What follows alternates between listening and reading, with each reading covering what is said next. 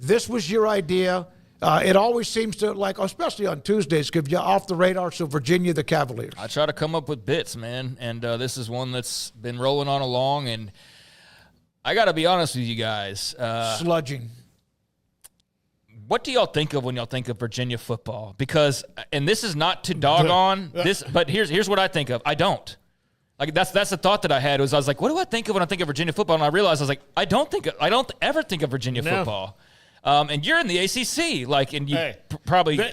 FSU hardly plays them anymore like they used to when they first got in the league. They play them this year, but is that one of those SEC 18 years later? You play them like again? you figure like they were FSU's first ever ACC loss.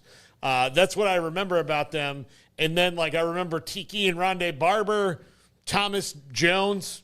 Jones. Well, here's one thing about them, Craig. When you bring that up, they have 5 conference titles that they've been playing since like in the 1800s. Yeah. And their last was in '95, and they had a division title when they split the conference divisions in 2019. That's about it. Well, there's 2 reasons why I feel like I've heard about them the most over the last year or two, and one of them I'll get to in a moment. The first one, though, is because I feel like they get brought up in realignment when you start to do the big, what could the SEC do next, or what would the Big Ten do next? Like that whole thing that's been going on now for a while.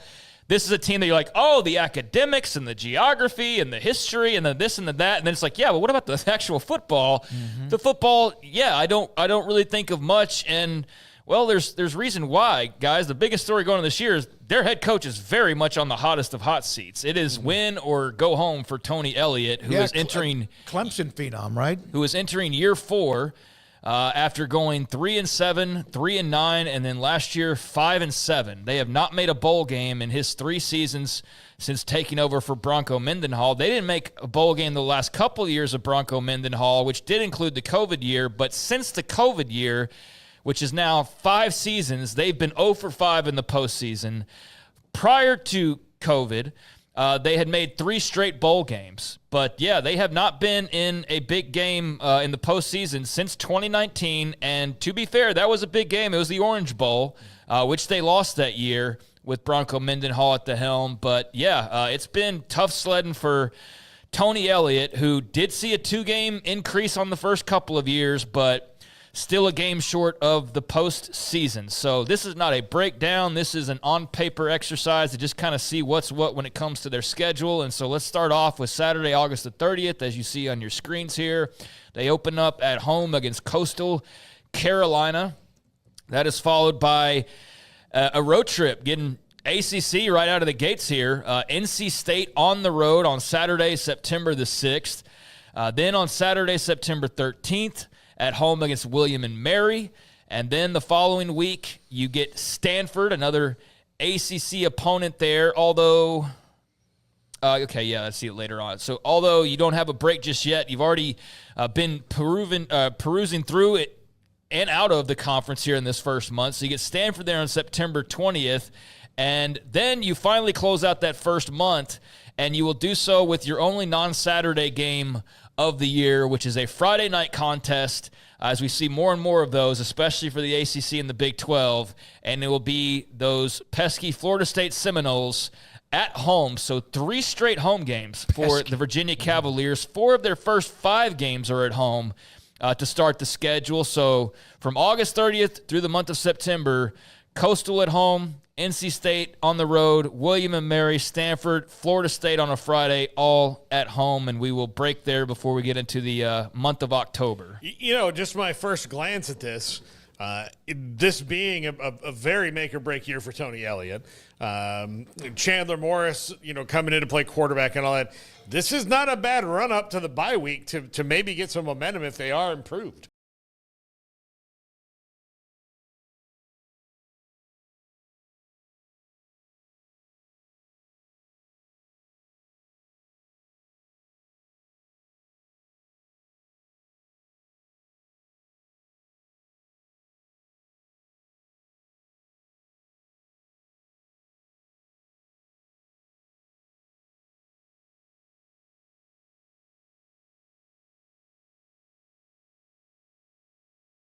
Because you don't have a lot of teams on this schedule that for sure are going to be good.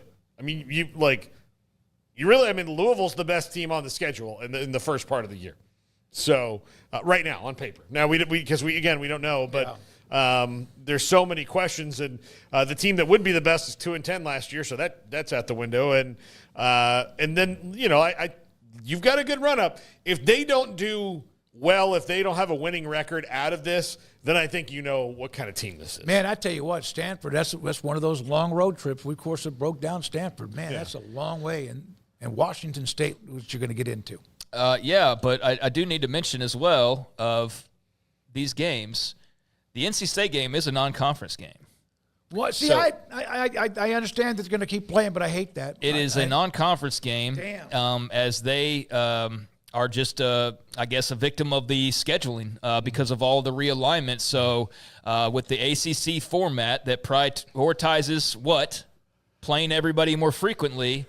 This is a way to get that done and accomplished. And so as a part of that, they scheduled this as a non-conference game. So it's not a part of like the conference putting this forth. And that will happen not only this year, but also next year. So, yeah, an ACC non-conference matchup between Virginia and NC State there in week number 2. So that's definitely of interest as you start to kind of look ahead. So there is 3 non-cons, and then Stanford to open your actual ACC play, and then Florida State, and that was the month of September and the tail end of August. Now getting into October, they are on the road to open the month of October, and they are at Louisville, who was 9-4 a year ago. So this is based on last year's results, which don't automatically carry over. But to your point, this is the first big team that they're playing that was good a year ago. And I think they've upgraded at the position they needed to. I think Miller Moss is better than Tyler Shuck, and I think that they're going to be pretty salty. I think they're going to be a tough out. Yeah. So that game against Louisville will then lead them into their first open week on Saturday, October the 11th. So that is, 6 consecutive games to start the year. Non-con at NC State, Florida State, at Louisville.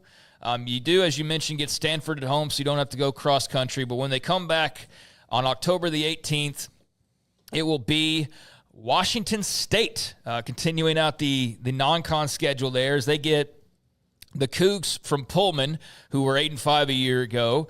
Then the following week, it's back to ACC play, and they are back on the road as they will take on Bill Belichick and North Carolina. And I must say, as much as we respect Mac Brown, just saying Bill Belichick does at least add some mustard to that North Carolina game that otherwise we might just kind of go over. But now you go like, well, they play Bill Belichick in North Carolina, so that does add something at least for off-season talk. And so they will play the Tar Heels on the road, and then after playing on pretty much the East Coast, they will go all the way to the other side of the country the following week on Saturday, November the 1st, and they will play at Cal, who was a bowl team a year ago.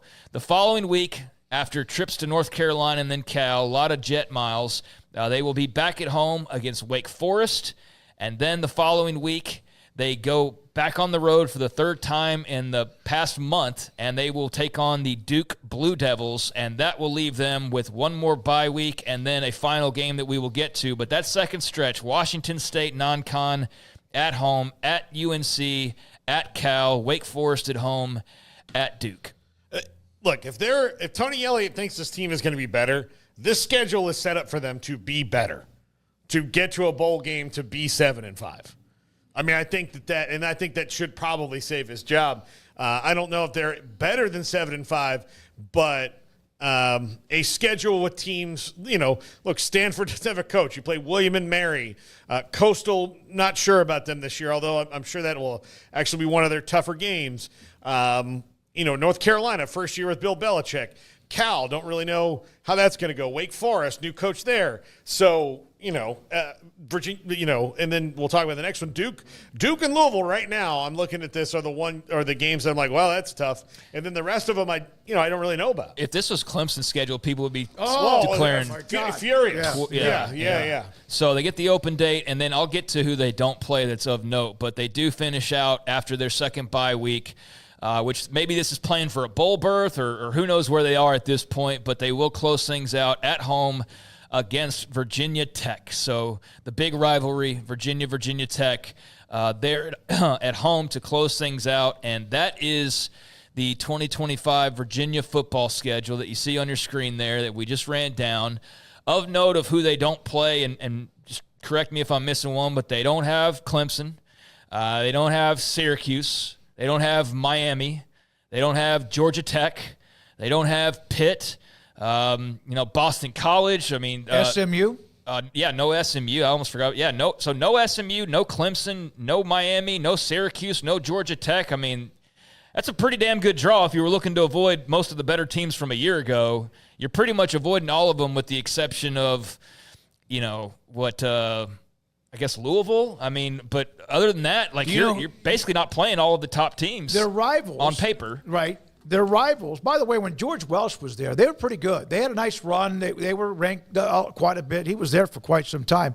Their 4 biggest rivals, according to Wikipedia: North Carolina, Virginia Tech, Florida State, and Maryland. Their overall record against their 4 biggest rivals, and they did play Florida State quite a bit. They're 4-14 against the Seminoles. They've won 133 games and lost 187 against their 4 biggest rivals. The closest is North Carolina is pretty close as far as the rivalry. They've had 1 season where they won 10 games. And so when you say, what do you think about when you think about Virginia? I think about, no question, basketball, lacrosse, things like that. But they're man, and it's not.